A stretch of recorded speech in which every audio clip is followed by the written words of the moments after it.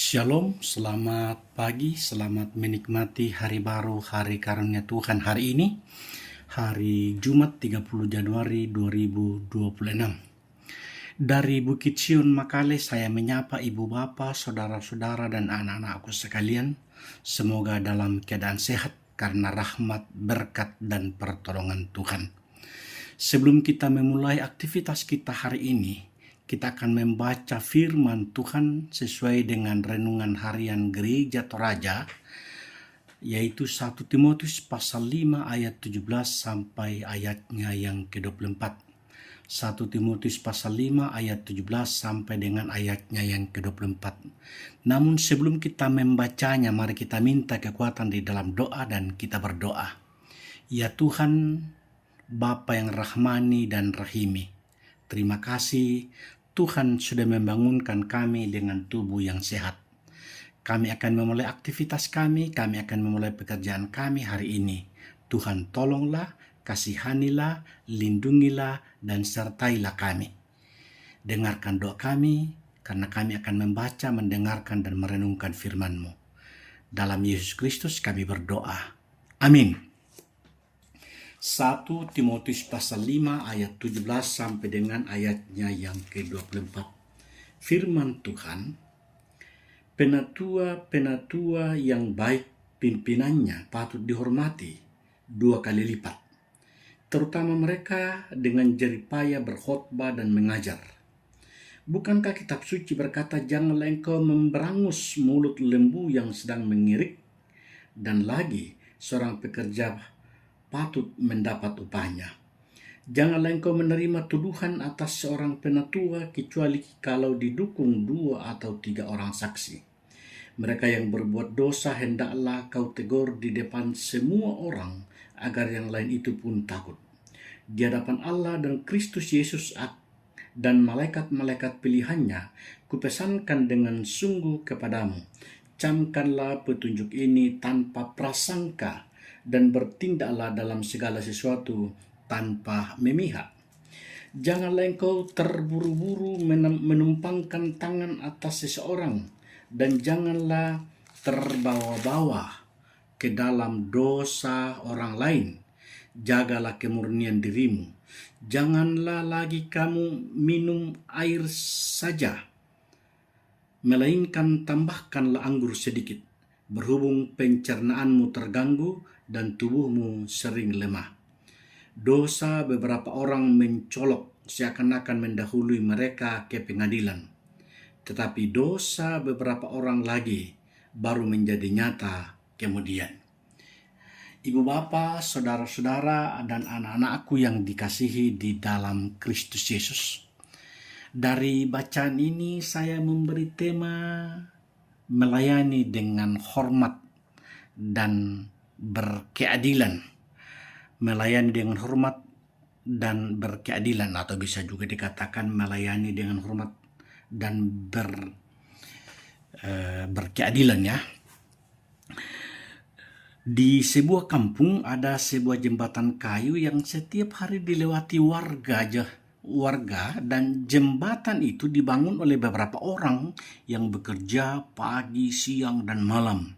Selama bertahun-tahun jembatan itu menopang banyak kehidupan orang-orang di sekitar kampung itu.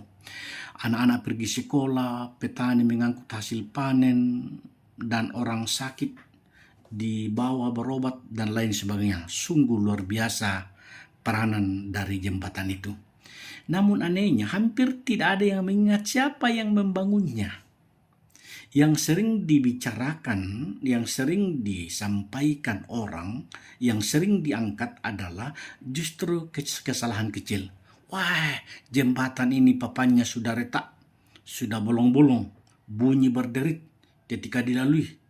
Bahkan ketika ada gosip bahwa salah satu tukang tidak bekerja dengan sungguh-sungguh, orang-orang cepat sekali menyalahkan tanpa memastikan kebenarannya. Sampai suatu saat jembatan itu rusak berat. Barulah orang-orang sadar jembatan itu selama ini berdiri karena kerja keras orang-orang yang setia, bukan karena sorotan, bukan karena pujian, bukan karena netizen, bukan karena komentar-komentar. Ibu bapak saudara-saudara, demikian juga dengan pelayanan kita dalam bermasyarakat, berbangsa, bernegara, apalagi di dalam bergereja. Banyak pelayanan kita atau para pelayan-pelayan di dalam gereja bekerja dengan setia menopang kehidupan rohani jemaat, tetapi sering kurang dihargai, bahkan dicurigai, atau dicemooh, atau dihakimi.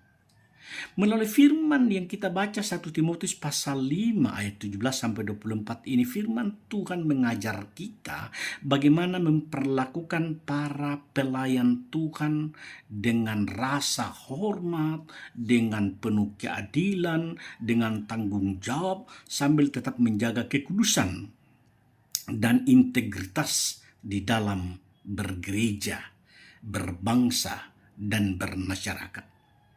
Ibu bapak saudara-saudara, pelayanan di dalam gereja bukan hanya soal aktivitas rohani, bukan hanya soal urusan dengan Tuhan, tetapi juga tentang relasi, juga tentang tanggung jawab, juga tentang karakter, sifat, dan kepribadian. Paulus dalam teks ini sebagai seorang gembala senior waktu itu menasihati Timotius, seorang pemimpin muda, tentang bagaimana memperlakukan para penatua dan para pemimpin jemaat dengan benar. Nas ini mengajarkan keseimbangan yang indah di dalam kebersamaan itu. Menghormati pemimpin, menegakkan keadilan, dan hidup dalam integritas di hadapan Allah. Melalui firman Tuhan hari ini kita belajar beberapa hal, bagaimana gereja yang sehat, bagaimana masyarakat yang sehat, bagaimana bangsa yang sehat dibangun bukan dengan sikap pilih kasih, tetapi dengan kebenaran dan dengan cinta kasih. Yang pertama, coba kita perhatikan ya, dalam ayat 17-18, menghormati dan menghargai pelayan Tuhan. Paulus berkata, penatua-penatua yang baik kepemimpinannya patut dihormati 2 kali lipat. Wah, luar biasa. Dihormati 2 kali lipat, terutama mereka yang dengan jeripaya berkhotbah dan mengajar. Menghormati 2 kali lipat di sini dalam teks ini tidak hanya berarti sikap hormat secara lisan, tetapi juga penghargaan yang nyata, yang konkret, yang real, termasuk dukungan moral dan materi kepada para pemberita Injil, para pemimpin di dalam gereja, para pemimpin di dalam masyarakat. Paulus mengutip kitab suci, janganlah engkau memberangus mulut lembu yang sedang mengirik gandum, dan seorang pekerja patut mendapat upahnya. Apa maksudnya? Maksud firman ini adalah pelayan Tuhan yang setia bekerja sebagai jemaat tidak boleh diabaikan. Gereja dipanggil untuk menghargai mereka bukan karena jabatan, tetapi karena tanggung jawab besar yang mereka emban di hadapan Allah. Jadi pertanyaan bagi kita, apakah kita menghormati para pelayan Tuhan, para pelayan kita, para pemimpin kita dengan sikap dan perkataan dan dukungan yang benar? Apakah gereja, apakah masyarakat, apakah bangsa kita menjadi tempat yang menguatkan dan mendorong para pelayan, para pemimpin? Ataukah justru menjadi beban bagi mereka? Itu yang perlu kita renungkan dalam kehidupan kita. Yang kedua, kita perhatikan ayat 19-21. Menegakkan keadilan tanpa pilih kasih. Paulus melanjutkan dengan prinsip yang sangat penting, janganlah engkau menerima tuduhan atas seorang penatua kecuali kalau didukung oleh 2 atau 3 saksi. Ini bukan untuk melindungi dosa, melainkan untuk melindungi kebenaran. Pemimpin gereja sering menjadi sasaran gosip atau sasaran fitnah. Karena itu, setiap tuduhan harus diuji dengan adil. Namun Paulus juga dengan tegas, penatua yang berbuat dosa, hendaklah kau lawat di depan semua orang. Artinya, tidak ada kekebalan rohani. Jika ada dosa yang nyata dan terbukti, maka disiplin harus ditegakkan demi pemulihan dan kesaksian jemaat. Ibu bapa, saudara-saudara, anak-anakku yang dikasihi di dalam Kristus Yesus. Di sini Paulus menutup bagian ini dengan peringatan keras. Lakukanlah semuanya itu tanpa prasangka dan tanpa memihak. Artinya apa? Bahwa di dalam gereja, di dalam masyarakat, di dalam bangsa kita, keadilan harus berjalan bersama dengan kasih Allah. Jangan terlalu cepat menghakimi, tetapi juga jangan menutup-nutupi kebenaran. Pemimpin dan jemaat sama-sama berada di bawah otoritas Allah, sama-sama di bawah lindungan dan penyertaan Tuhan. Yang ketiga, firman Tuhan yang kita baca hari ini ayat 22-23, bertindak bijaksana dan tidak tergesa-gesa. Paulus menasihati Timotius, janganlah engkau terburu-buru menumpangkan tangan atas seseorang. Menumpangkan tangan di sini menunjukkan bahwa pada pengangkatan atau peneguhan pelayanan, Paulus mengingatkan agar Timotius berhati-hati dalam memilih pemimpin, supaya ia tidak ikut bertanggung jawab atas dosa orang lain. Jangan sampai justru menanggung atau menjadi beban atau menjadi ikut dalam hal-hal yang membuat orang berdosa. Yang menarik di sini, Paulus juga menyelipkan nasihat pribadi, janganlah lagi minum air saja, tetapi tambahkanlah anggur sedikit. Ini menunjukkan bahwa Allah peduli bukan hanya pada pelayanan rohani, tetapi juga pada kesehatan jasmani para pelayannya. Ini perlu kita perhatikan. Pelayanan yang panjang membutuhkan tubuh yang dijaga dengan bijaksana. Maksudnya apa? Bahwa dalam mengambil keputusan pelayanan, kita perlu doa, perlu hikmat dan waktu. Pelayan Tuhan juga manusia yang biasa yang perlu menjaga kesehatan dan keseimbangan hidup. Karena itu perlu dipelihara. Yang keempat, ayat 24 sampai dengan ayatnya yang ke-25. Paulus mengungkapkan Allah akan menyingkapkan segala sesuatu. Di sini Paulus menutup dengan penghiburan sekaligus peringatan. Dosa-dosa beberapa orang mencolok dan mendahului mereka ke penghakiman, tetapi dosa-dosa beberapa orang lain baru menyusul di kemudian. Tidak semua hal langsung terlihat. Ada dosa yang tersembunyi, tetapi tidak ada yang tersembunyi selamanya di hadapan Allah. Demikian juga perbuatan baik meski tidak selalu terlihat sekarang, pada waktunya akan dinyatakan di kemudian hari. Jangan putus asa ketika kebaikan tidak dihargai. Jangan merasa aman ketika dosa disembunyikan. Allah kita adalah Allah yang adil dan Ia melihat segalanya. Coba ibu bapak saudara-saudara merenungkan bagaimana seorang petani yang menanam dua jenis benih di ladangnya. Ada yang benih yang tumbuh cepat, daunnya hijau dan tinggi, tetapi akarnya dangkal.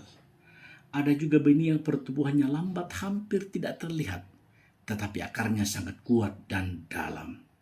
Ketika musim panas datang, tanaman yang tumbuh cepat itu layu dan roboh, tetapi tanaman yang akarnya dalam tetap berdiri dan akhirnya menghasilkan buah yang baik.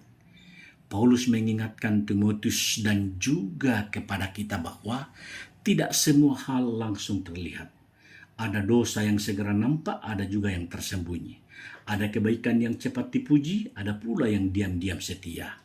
Namun pada waktunya Allah akan menyingkapkan semuanya. Karena itu kita dipanggil untuk tidak tergesa-gesa menilai, tidak pilih kasih dalam mengambil keputusan dan hidup dengan integritas. Baik sebagai pemimpin maupun sebagai anggota jemaat, sebagai anggota masyarakat, sebagai warga negara yang baik. Kiranya kita belajar menjadi warga gereja dan sekaligus menjadi warga masyarakat, warga negara yang menumbuhkan, yang mendukung pelayan-pelayan dengan akar iman yang kuat, dihormati dengan benar, ditegur dengan kasih, dan dinilai oleh Allah yang adil. Jadi ibu bapak, saudara-saudara, firman yang kita baca hari ini mengajak kita membangun gereja, membangun masyarakat, membangun bangsa negara yang sehat, menghormati para pelayan-pelayannya, para pemimpinnya, menegakkan keadilan tanpa pilih kasih.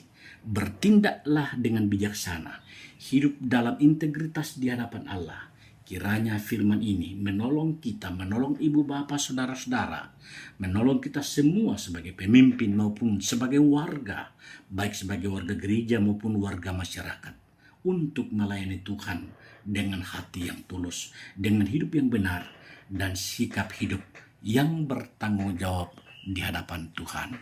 Amin. Mari kita berdoa.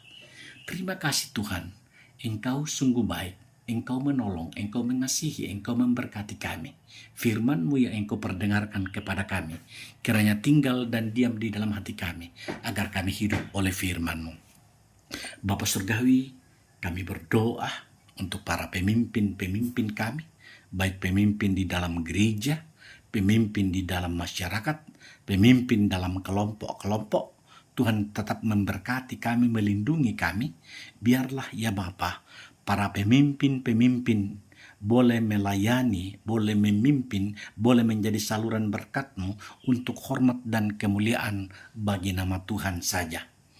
Berkati tugas dan tanggung jawab kami, baik selaku naradidik, baik selaku guru, sebagai dokter, sebagai keamanan, sebagai petani, sebagai pedagang, apapun profesi kami.